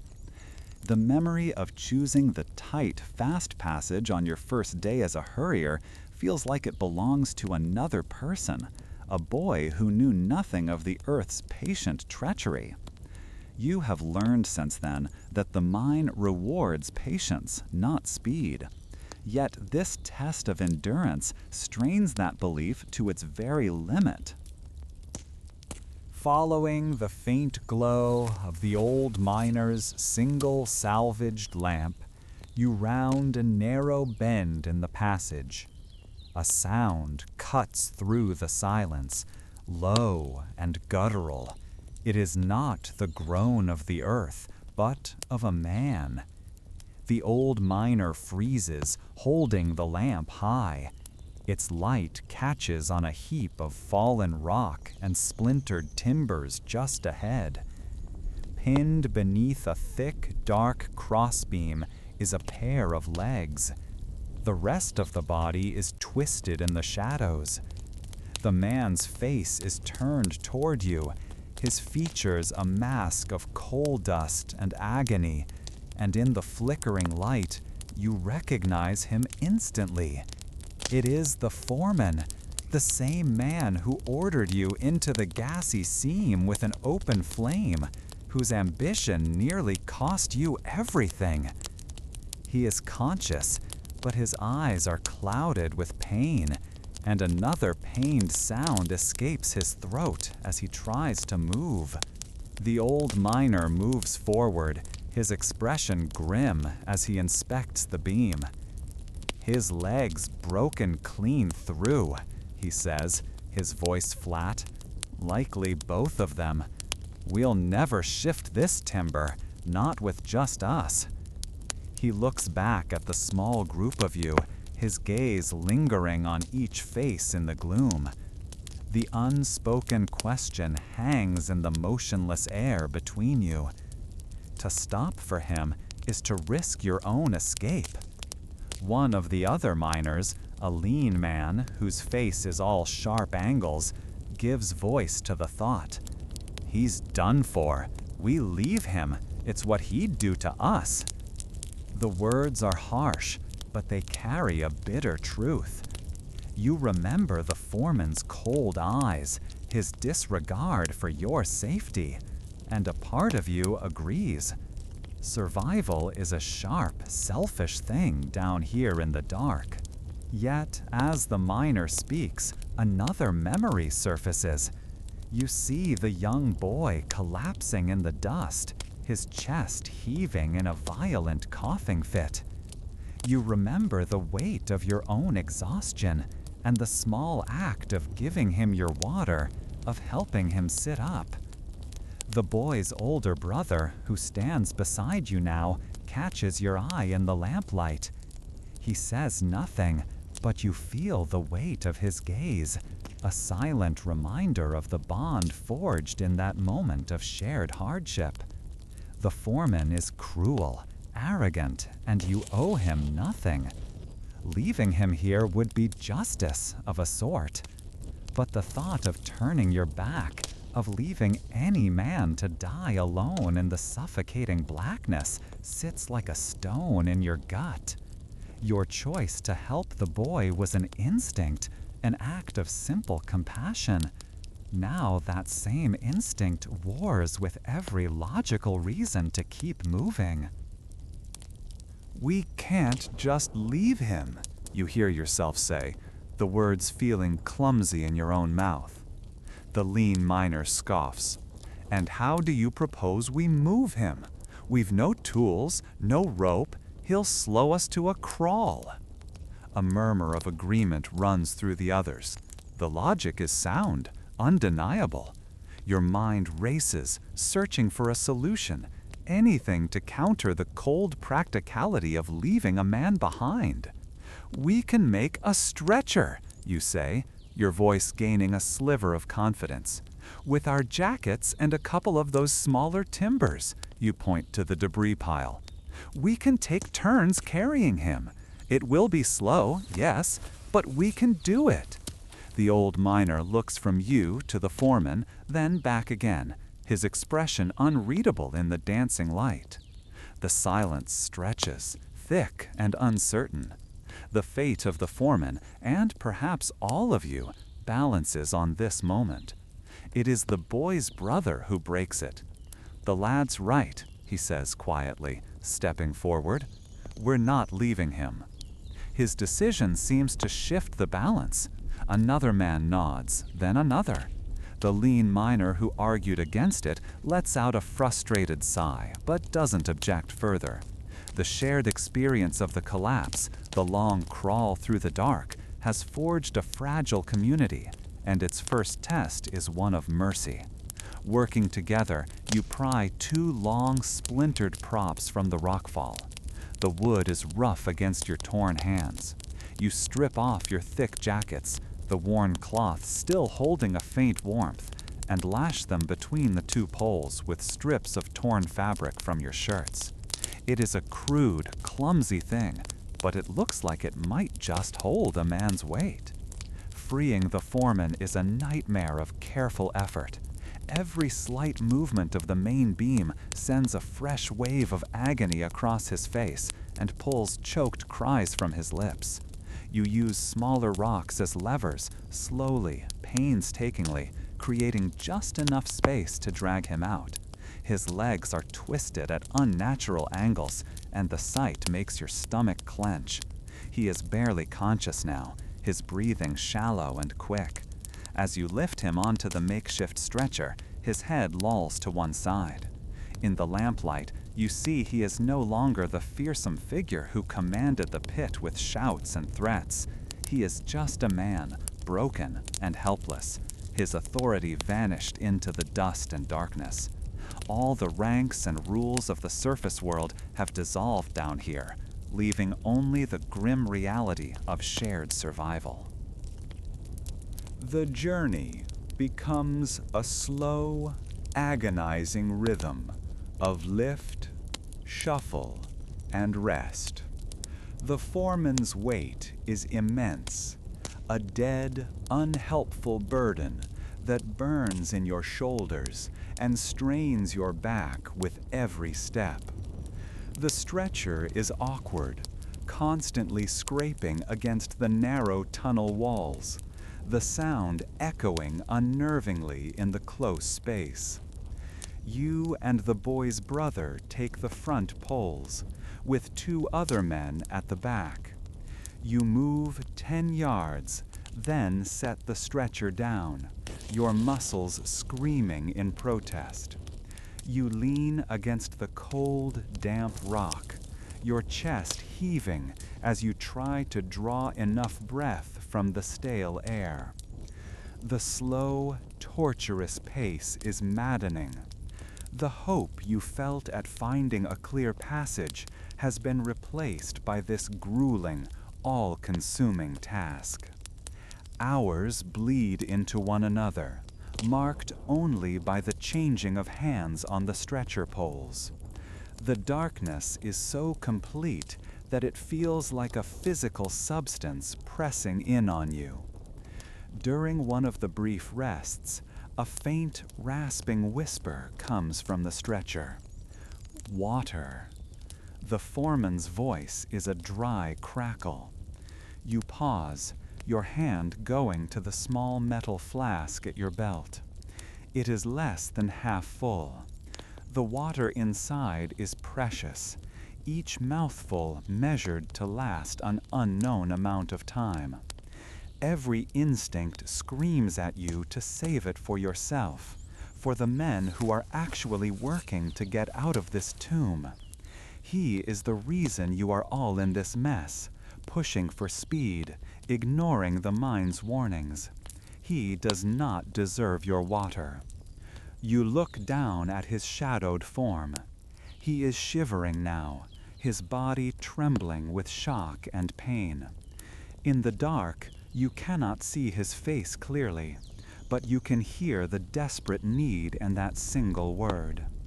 You remember your own parched throat, the dust coating your tongue, and the overwhelming relief of a sip of cool water.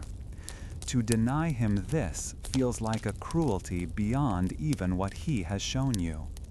With a sigh that seems to drain the last of your energy, you unstop your flask. You kneel and lift his head gently, tipping a small amount of the precious liquid past his cracked lips. He swallows greedily, a faint sigh escaping him. You have shared the last of your comfort with the man who caused your suffering. As you take your place at the front of the stretcher again, the splintered wood digging into your palms, a new understanding begins to form. This journey is no longer just about escape. It is about carrying the weight of another man, literally and figuratively, You are bound to him and to each other by this shared act of struggle. The anger you felt toward him has faded, replaced by the simple, demanding reality of the task at hand. The weight of his body on the stretcher feels inseparable from the weight of the choice you made to save him. The profound burden of responsibility for another man's life and for your own integrity settles deep into your bones, a heaviness far greater than any timber or tub of coal. After what feels like an eternity of crawling through the suffocating blackness, a subtle shift in the air reaches you. It is a faint draft, cooler and carrying a different scent than the dead, mineral smell of the deep earth you have known for so long. Hope, a feeling so distant it feels like a memory, surges through your chest with a painful ache. The men behind you murmur, their voices raspy with thirst and exhaustion, sensing it too. You push forward with renewed energy, your scraped hands and knees ignoring the sharp stones beneath them. The crawl is agonizing, but that sliver of moving air is a promise, pulling you onward through the tight, damp passage. Around a final tight bend in the old drainage tunnel, you see it. It is not a grand opening, but a single, distant point of light, no bigger than a coin. The sight is so jarring that you squeeze your eyes shut against the sudden sharp pain, a sensation you have not felt in what seems like a lifetime. The absolute darkness has been a strange comfort, a known quantity, but this piercing light is a shock to your system. You hear a choked sob from one of the men behind you. Slowly, you open your eyes again, letting them adjust to the gray glow. It is real. It is the exit. This is the reward for choosing the longer, more cautious path, a decision that feels like it was made a lifetime ago. You and the others stumble out of a forgotten opening, a collapsed culvert on the far side of the hill, emerging into the world. The ground here is soft, covered in damp moss and last year's fallen leaves, a texture so foreign it feels unreal beneath your hands. You take a breath, and your lungs, accustomed to dust and stale air, almost seize from the richness of it. The smell of wet soil, of green growing things, of morning mist. You look up, and there is no ceiling of rock, only an endless, pale gray sky. The sheer openness of the space is dizzying, making the world seem to tilt beneath your feet. The men with you fall to the ground, some weeping openly, others simply lying still, their faces turned towards the sky. Your relief is immediately tempered by the crushing weight of exhaustion that settles deep in your bones. You are caked in a thick layer of mud and coal dust, a grime so profound you feel it has become part of your skin. Your clothes are shredded and soaked with the foul-smelling water from the tunnel. You look at the men you have led out of the darkness, their faces hollowed out by fear and effort, their eyes wide and unfocused. Then your gaze falls upon the foreman, still strapped to the crude stretcher you all painstakingly carried. His face is pale, his lips blue, but he is alive. The choice to save him, to add his dead weight to your impossible journey, feels both right and incredibly foolish in this moment. Together, you lift the foreman and begin the slow, painful walk toward the colliery. Every step is an effort, your muscles screaming in protest. From this side of the hill, you can see the entire operation spread out below. The towering headframe, now just a black skeleton against the dawn. The rows of identical stone houses, the great smoking chimneys that never cease their work. You wonder, how could a world so vast and open contain a place of such crushing darkness? The familiar landscape looks alien, a place you no longer belong to. The men around you are silent, each lost in their own thoughts. The bond forged between you in the suffocating blackness, now a quiet, unspoken thing in the open air. As you draw closer, you see a small group of figures waiting near the main winding house, their dark coats making them stand out against the gray morning. You recognize the mine owner, his tall hat and expensive clothes a world away from your own ragged state. Beside him are two managers, their faces grim and impatient. News of the collapse has clearly spread, and they are not here to welcome heroes. They are here to assess the damage to their investment, to calculate the cost of lost coal. A cold knot forms in your stomach, a feeling entirely different from the fear you felt underground. This is a familiar dread, the one that comes from being powerless. You and your crew halt a dozen paces from them, a small band of ghosts returned from the earth. The owner's eyes barely register you or the other survivors. Instead, his gaze fixes on the injured foreman you carry. He steps forward, his polished boots sinking slightly into the muddy ground. What happened? Is he alive? His voice is sharp, clipped, concerned not for a man, but for a piece of his management structure. There is no praise for your survival, no relief for the men who have crawled out of a grave. There is only business. Your act of compassion, carrying the foreman for hours, has delivered him to his master.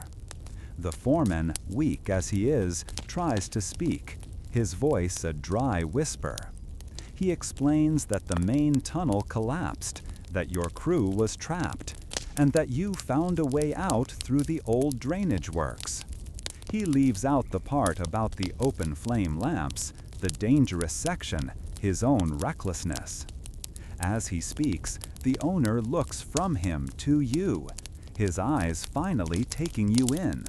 He sees the exhaustion, the filth, the quiet leadership in your posture. He sees a survivor, a man who thinks for himself. In his world, a man like that is not a hero. He is a potential problem. He gives a short, sharp nod. "Get him to the infirmary," he orders the managers, gesturing towards the foreman. "The rest of you," he says, his voice flat and devoid of emotion, "report to the paymaster. You'll get a day's wage for your trouble. The pit will be closed for inspection." A single day's wage for being buried alive, for crawling through miles of darkness, for saving the lives of his man and his manager. The injustice of it is a bitter taste in your mouth, more foul than the mine water you were forced to swallow.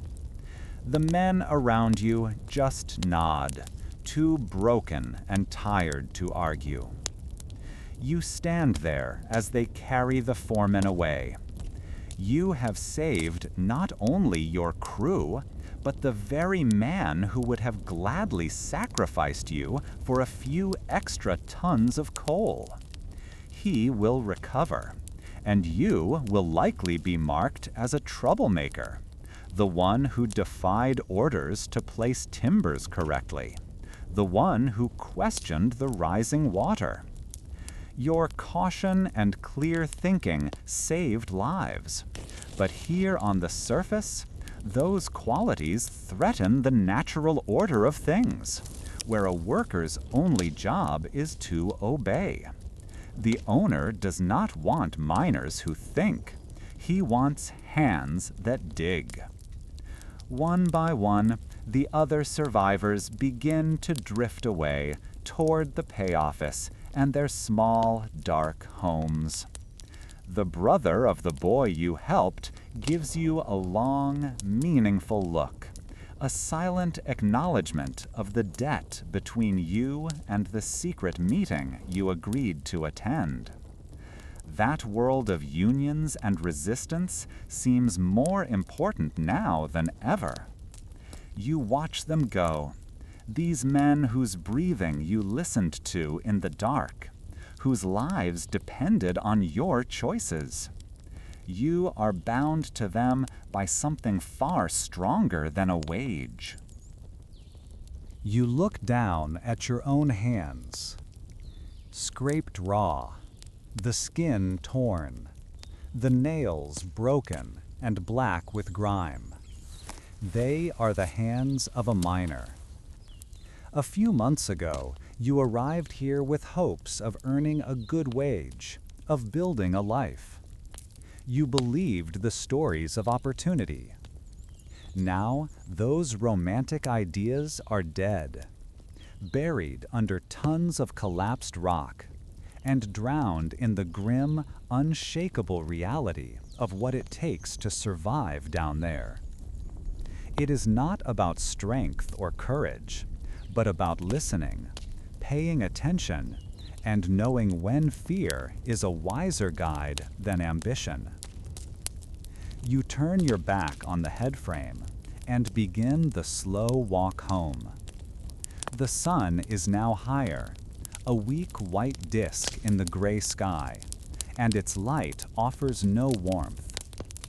You feel the presence of the hill behind you, a silent, sleeping beast that nearly consumed you. You survived its depths. You walked out of its belly, and you brought others with you. You are no longer the hopeful boy who first stepped into that iron cage. You are a man who has been forged in the deep, unyielding darkness of the earth. And so, our exploration of the life of a Victorian miner in 1875 comes to a close. Let the dust of that difficult time settle in the quiet corridors of history. The faint chime of a pickaxe against stone now fades, and the low flicker of a safety lamp is extinguished for the night.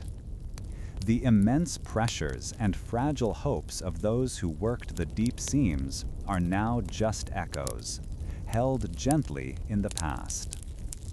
For them, the day's end was a weary climb back to the surface. For you, the journey is much simpler.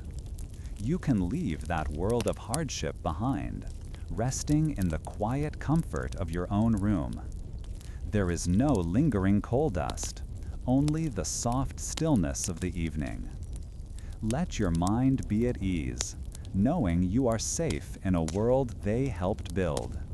Sleep peacefully now, and dream well.